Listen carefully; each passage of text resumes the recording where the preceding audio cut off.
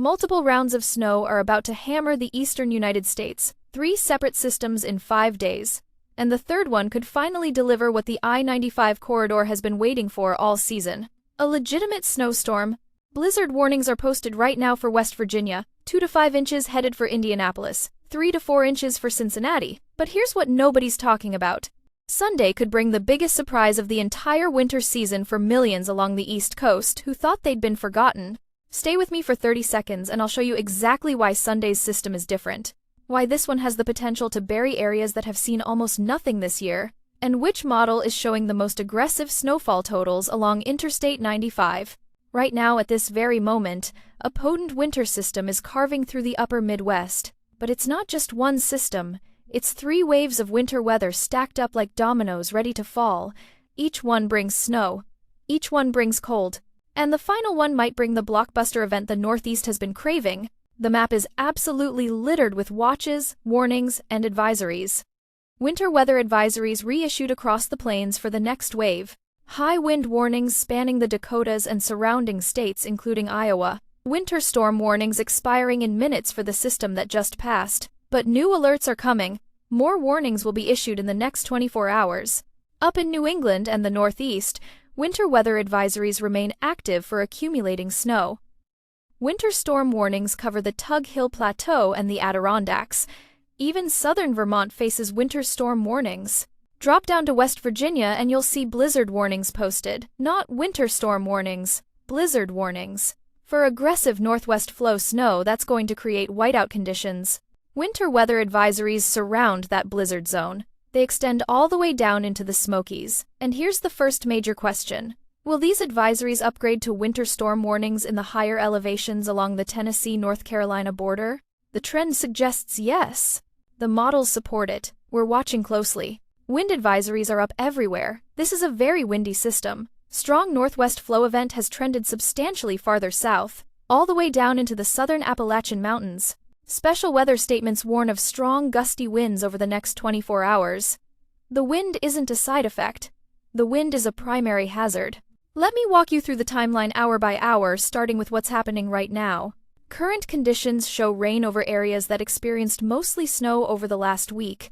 That changes in the next 24 to 48 hours as colder air drops down. Any lingering moisture transitions to snow showers. Then a more solid, heavier area of snow dives down to the region Friday. This morning's radar shows snow on the cold side. Heavy snow moving into New England and the Northeast. More energy already entering the picture in the northern Rockies. You can see an area of snow diving down between both systems. It's a conveyor belt of winter weather. One system exits. Another enters. No break, no pause, just relentless snow and cold. The Northeast timeline unfolds like this. 9 to 11 a.m. Eastern Time. Snow continues heavy for the interior Northeast. Mainly rain along the Interstate 95 corridor. By 5 to 7 p.m. this evening, it's raining in New York City down to Boston. But heavy wet snow falls in the interior favored higher elevated regions of New England. Late tonight, Boston might briefly transition to snow. After that, lake-enhanced snow develops off Lake Huron, Lake Erie, Lake Ontario. Wispy lake effect snowbands. Not a huge deal from the lakes this round. The main story shifts south. And at the 5-minute mark, like I promised, here's what changes everything. Central and southern Appalachia face a legitimate blizzard. Not a snowstorm.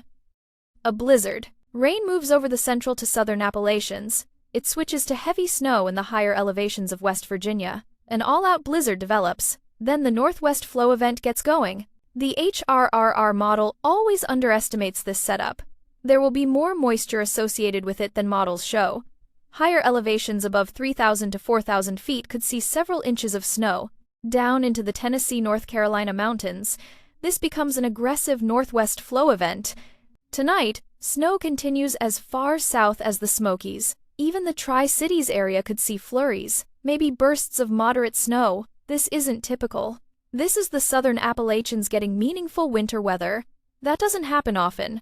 But don't miss what comes next, because while that system wraps up, another clipper dives in behind it. Tomorrow morning, here comes the energy. Heavy snow crosses Minneapolis early tomorrow afternoon. Then it dives down to the Midwest. This one is colder, definitely colder compared to the system you just dealt with. Cold enough for snow in Chicago, Peoria, Bloomington. Around 5 to 6 p.m. tomorrow evening, an area of snow moves through Bloomington, Peoria, Chicago, Madison, Milwaukee. It reaches Indianapolis. A swath of accumulating snow gets all the way down to Louisville, Cincinnati, Dayton. By 9 to 10 p.m. tomorrow night, Chicago still sees snow. Kalamazoo gets snow. The big question? How far south does it penetrate? Right now it looks locked in for the areas mentioned. But models fluctuate. The southern edge remains uncertain. A 50-mile shift changes who gets buried and who gets missed. Middle of the night tomorrow into Friday morning, snow moves into West Virginia, takes over Ohio. The timing couldn't be worse for the Friday morning commute. Roads will be snow-covered. Temperatures will be falling. Visibility drops as snow intensifies.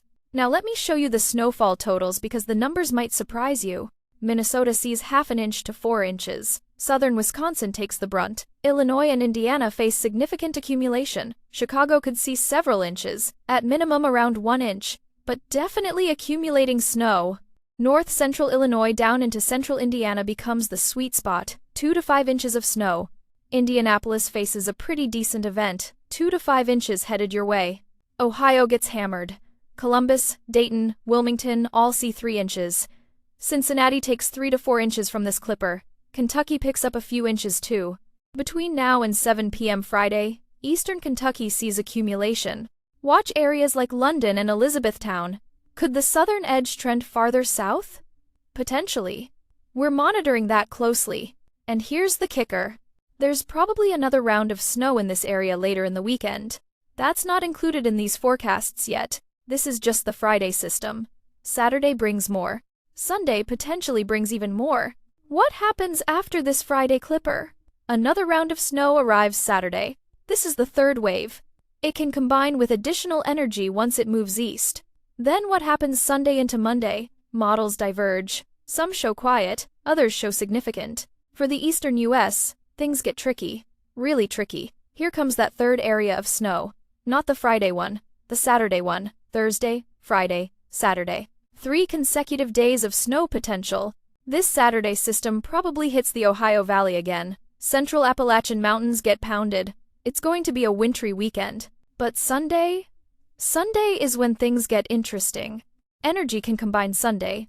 We could see snow for the Delmarva region, areas of New Jersey. A touch of snow trying to push into the northeast. The 06Z model runs look much better than previous runs. Snow tries to dip all the way back down into the southern Appalachian Mountains. Mountains of North Carolina and Tennessee see a swath of moderate snowfall. Even heavy snow developing Sunday morning. These are areas that really haven't seen much snow this season. The I-95 corridor has been ripped off. Boston, New York, Philadelphia, Baltimore, D.C. They've watched the Midwest and interior Northeast get buried while they see rain. Sunday could change that narrative. The model tries to build a low-pressure system off the coastline Sunday, brings accumulating snow along that Interstate 95 corridor. Then, a shot of cold air follows. The GFS shows similar. Tries to deliver snow a bit farther south Sunday, but doesn't really get it into the I-95 corridor. The Euro AI model tells a different story. It swings this system in and delivers a pretty nice snow event across the Northeast, the I-95 corridor. And you have to watch the Mid-Atlantic with this setup too. Snow potentially all the way down to the southern Appalachian Mountains. Mountains of Tennessee and North Carolina. This ends up turning into a nice snowstorm on the Euro AI. Snow all the way down toward North Carolina. A nice view to several-inch snowfall event across areas of the I-95 corridor. The Euro ensemble signal shows the Friday event in 24-hour periods dipping south. A bit of signal even into the Mid-Atlantic. Then here comes the next event. You can see the signal clearly. The 06Z Euro ensemble will probably look even more impressive with this. We'll continue watching closely. Regardless of whether we get a snowstorm in the Northeast or not, here comes the blast of cold air, behind the first trough digging down. That's happening right now into the later portion of this week. Then we get a blast of Arctic air that follows. Very, very cold air. This continues to trend a little bit colder. It's actually beginning to trend a little bit farther south again. We had this Arctic air mass showing up pretty far south initially. Then it trended north. Now it's trending back south. Classic model oscillation. But the trend is clear. Cold air is coming and it's coming hard. As we get into the end of this weekend, a very cold air mass moves in. freezes everything all the way to the end of the weekend into the start of next week. Then we see a warmup show up. Looks like a widespread lower 48 warmup. That makes sense when you look at the upper air pattern. The trough digs down, showing in bluish-green color. This swings down and continues to trend a bit south. It brings very cold air to the eastern U.S. Then the ridge builds in. When we look at temperature anomalies, warmer than average temperatures make sense for that period. Let me paint the picture of what these three systems mean for different regions. For the interior Northeast and New England, you're dealing with the current system today. Heavy wet snow at elevation, rain at lower levels, then lake effect enhancement tonight and tomorrow. Not massive amounts but steady accumulation. The weekend systems add to totals. By Monday morning, ski resorts are ecstatic. Roads are a mess.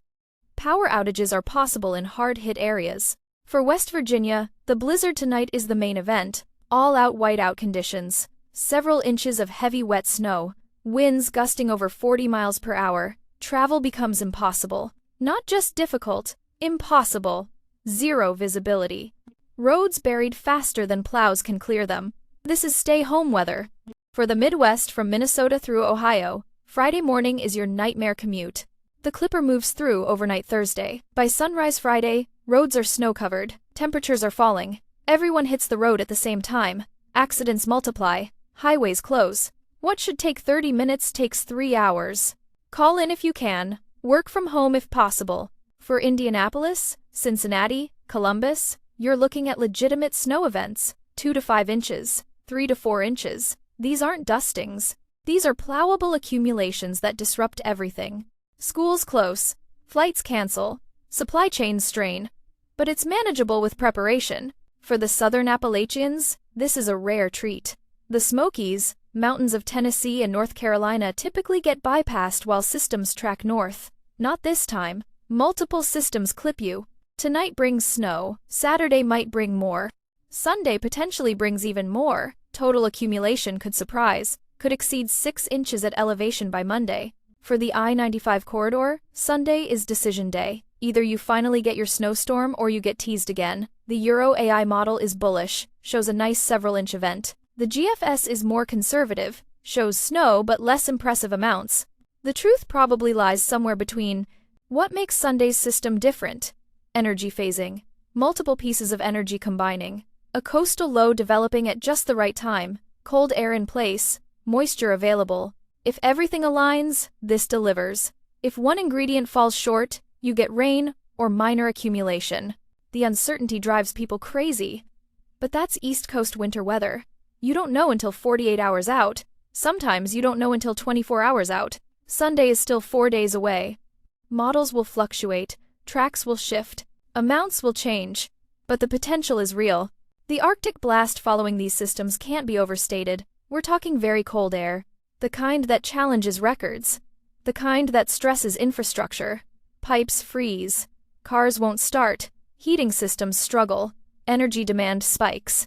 This cold air sits over the eastern U.S. for several days, maybe a week. Then the pattern shifts. A ridge builds. Temperatures surge above average across the lower 48, classic omega block pattern. Cold, then warm. No moderation. Just extremes. The human impact of 3 consecutive snow events cascades through society. Schools face multiple closures. Working parents scramble for childcare. Businesses lose productivity. Delivery systems falter. Grocery stores see panic buying. Road salt supplies deplete. Plow drivers work triple shifts. Emergency services get stretched thin. Ambulances respond to accidents. Fire departments handle weather-related calls. Police direct traffic at intersections where signals fail. The system strains under cumulative stress. One event is manageable. 3 and 5 days pushes limits. For the elderly and vulnerable, compound events create genuine danger. Power outages during extreme cold equal life-threatening situations. Medication runs low when people can't reach pharmacies. Food supplies dwindle when deliveries don't arrive. Checking on neighbors becomes critical. Community support saves lives. The economic toll mounts with each system. Lost wages, damaged vehicles, higher insurance premiums, repair costs, heating expenses. The individual cost seems small. Multiplied across millions of people, the impact reaches billions. But there's also beauty in it. Fresh snow transforms landscapes. Kids experience snow days. Families spend unexpected time together. Communities bond helping each other. Nature reminds us she's in charge. We're just along for the ride. Preparation strategy depends on location. If you're in the Midwest, prepare for Friday morning chaos. Fill gas tanks tonight. Have alternate routes planned. Leave early or don't go. Stock up on essentials Wednesday. Bread, milk, eggs. The holy trinity of pre-storm shopping.